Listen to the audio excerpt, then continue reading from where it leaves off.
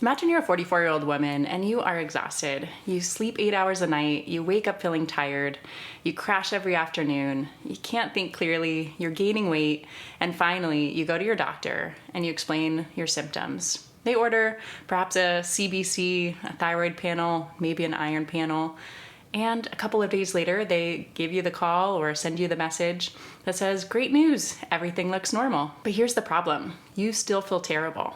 So what's next? Today I want to walk you through some of the most important labs that I think about as a functional medicine physician whenever I'm working with someone with fatigue. So fatigue can be complicated because it's not a diagnosis, it's a symptom. And so in order to put together a really thoughtful plan as far as how to work up fatigue, it's important to have some sort of framework in mind. So one of the useful ways of thinking about chronic fatigue and a thoughtful workup is to ask the question of where is the bottleneck? And we can think about 4 major buckets. For example, bucket number 1, oxygen delivery. Can your body actually deliver enough oxygen to the areas that it's needed? For example, if you have anemia, you have reduced red blood cell capacity, and you're not going to be carrying as much oxygen to the tissues where it's needed. That's why your typical doctor might order a CBC to rule out anemia. What else is really important for oxygen delivery? Well, iron. And that's why a typical doctor might also order an iron deficiency panel. Iron is required to sort of carry the oxygen on the red blood cells through the bloodstream and deliver it to the proper tissues. Ferritin is one of the more sensitive markers that we can think about when assessing iron stores.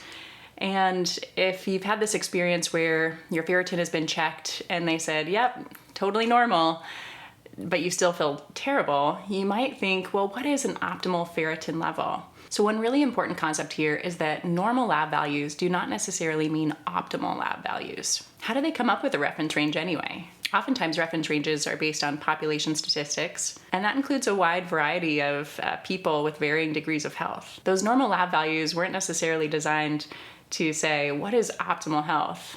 A lot of times they're actually used to differentiate between a disease state and a non-disease state. So when you got your ferritin level back and it came back at 12, let's say, and you're still feeling fatigued, well, you might say, well, what's the optimum ferritin level?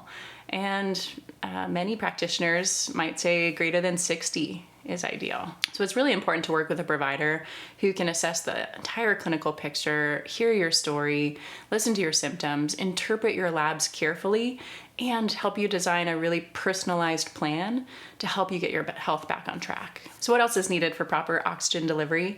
Well, a couple of other nutrients come to mind, and that's B12 and folate. Now, if you're taking a B complex or a multivitamin, it's important to hold those vitamins for a few days before you have your lab draw, because otherwise you might have an artificially elevated B12 or folate serum blood test level and makes you think, well, I must be good. But it's probably reflecting some of the vitamins you're actually taking. So I always recommend holding any vitamins or supplements for at least 3 or 4 days before you have your labs drawn, just to get the most accurate results. Another bucket we can think about in terms of chronic fatigue is hormones. Hormones can be everything from cortisol and our adrenals, our thyroid, our sex hormones, and even insulin and insulin resistance. So it's really important to have a thoughtful, organized approach when assessing hormones in terms of chronic fatigue. Now, the basic panel that your doctor may have ordered might have included a TSH.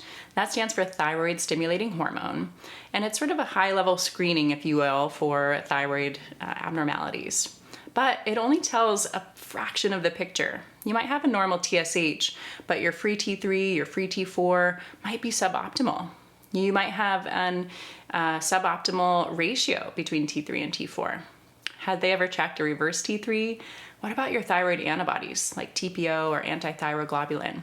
Those are all really important if you're suffering from chronic fatigue to get the full picture of how is your thyroid doing overall. Cortisol is another really big one. You know, they may have checked an AM fasting cortisol level, which is more than many providers would do. However, there's so many other ways that you can assess the health of the HPA axis, which stands for the hypothalamus pituitary adrenal axis. And that's incredibly important whenever we're thinking about fatigue. One of my favorite ways to assess cortisol is actually through a saliva test looking at cortisol levels throughout the day. There are many kits on the market, and we can talk about this in a lot more detail in future videos. Sex hormones are incredibly important too for both men and women. For men, having a suboptimal testosterone is absolutely associated with fatigue, and I've seen it time and time again in my practice where a 40 or 50-year-old man comes in and we do the conventional workup, and then we start diving deeper. And we might find his testosterone is in the 300s or 400s, and he has other symptoms.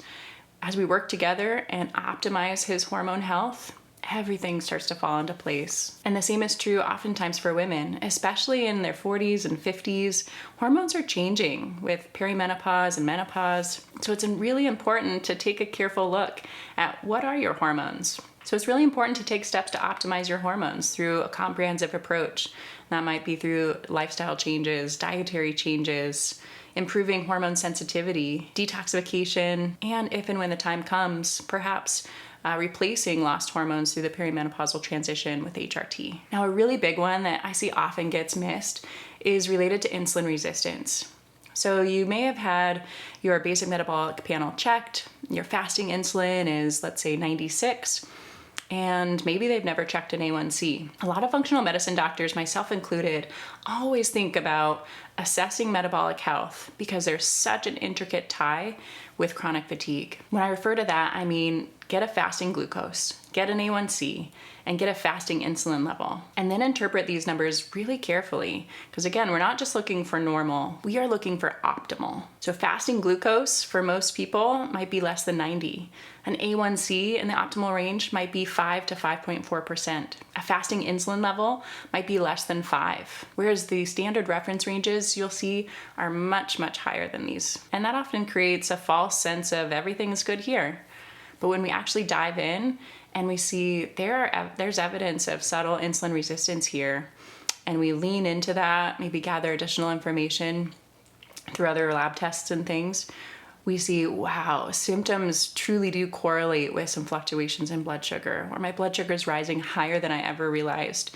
And then by having that knowledge and making the lifestyle and dietary changes, I've seen it so many times where patients' energy and vitality significantly improves. So another bucket that's really important to think about when in terms of fatigue is inflammation. And sometimes I lump oxidative stress into that category. So inflammation is fairly understandable, right? Whenever we have chronic inflammation, we can feel it. We feel maybe puffy, we feel tired, we just don't feel ourselves. Maybe we have pain in our joints, our muscles, we fatigue easily with exercise. And that invites so many deeper questions, not just, you have inflammation, so let's name it, blame it, and tame it, and move on. We need to start asking so many other questions like, well, what's causing the inflammation? Where is it coming from? What other tests might we need to do to differentiate the source of the inflammation? And more importantly, how do we work upstream to mitigate that inflammation in the first place? Common sources of inflammation that I see as a functional medicine practitioner are often related to gut health or gut inflammation, potentially food sensitivities, chronic or indolent infections, and undiagnosed autoimmune disease. And the last bucket I think about when assessing fatigue is cellular energy. Now, when I think about the energy production of a cell, it's important to know that there are tiny, tiny organelles in every single cell called mitochondria. And these mitochondria are like the power plants of the cell. They are what's responsible for generating cellular energy. If the mitochondria are functioning sort of suboptimally, we experience that often as symptoms that can be many, but often chronic fatigue is one of those primary symptoms. Other common symptoms of mitochondrial dysfunction might be depression, neurocognitive impairment, neurodegenerative conditions, metabolic syndrome, and so many other things. Those can be great topics for future videos, but for right now, I want you to think about cellular energy production and what is necessary for that. So here I want you to think about nutrients. What nutrients are required for optimal cellular energy? Protein goes without saying. We have to have adequate protein in our diet in order to generate energy within the cell, so that we have vitality and energy in our day-to-day lives. B vitamins are another really common and really important thing to talk about in terms of cellular health. That's B12, folate, B6, and so many others. Magnesium is another really important mineral that's necessary for cellular health, and it comes in many forms. Iron, again, is critical, not only for oxygen delivery that we talked about, but also within the mitochondria and areas called the electron transport chain. In order to produce that energy, we have to have iron as a cofactor. CoQ10 is another one I think about a lot when I think about chronic fatigue too. We can actually check the lab value for CoQ10 and assess it against the optimal range. I've seen quite a few patients who everything else checks out pretty well, but their CoQ10 is dismal.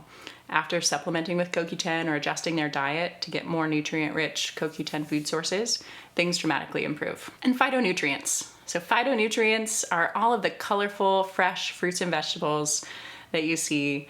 All of those pigments are phytonutrients that help protect the plant against oxidative stress, damage from the sun, and so many things. When we consume those phytonutrient foods, they actually help protect our bodies against oxidative stress and inflammation and help promote cellular health as well. So I know it sounds cheesy, but truly eating the color of the rainbow every single day will strengthen your vitality and improve your overall energy and health. Now, the last couple of things I think about with mitochondrial health is sleep. We have to have adequate sleep. We have to have adequate oxygen levels. So I think about disordered breathing, sleep apnea, and those kinds of things. And we have to have exercise. We have to stimulate those mitochondria in order to increase their numbers, to improve their strength so that we can have the best health possible.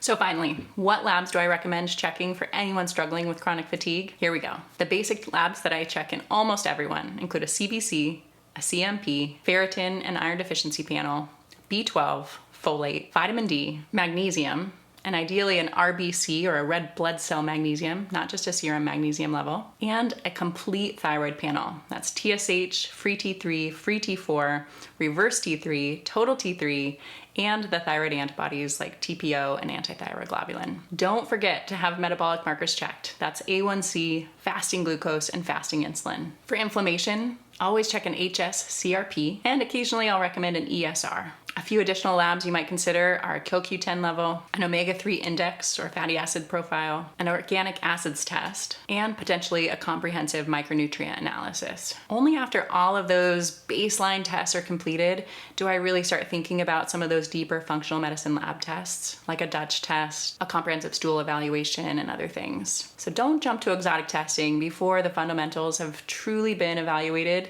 with a thoughtful and careful eye and interpreted in context, knowing that normal is not optimal. So if you've ever been told that your labs are normal, but you still don't feel quite right, don't assume it's all in your head. And don't assume that normal labs mean optimal. There's often additional questions that should be asked and a more thoughtful evaluation that should be considered. Work with a physician who will listen to your entire story, will understand your symptoms, carefully order a thoughtful laboratory evaluation, and then work to identify deeper areas that might need further exploration. Because chronic fatigue is often your body trying to communicate with you that something needs additional support. I invite you to listen to what your body is trying to tell you and work with someone who will support you in this journey along the way. I'm Dr. Kate. Thanks so much for being here.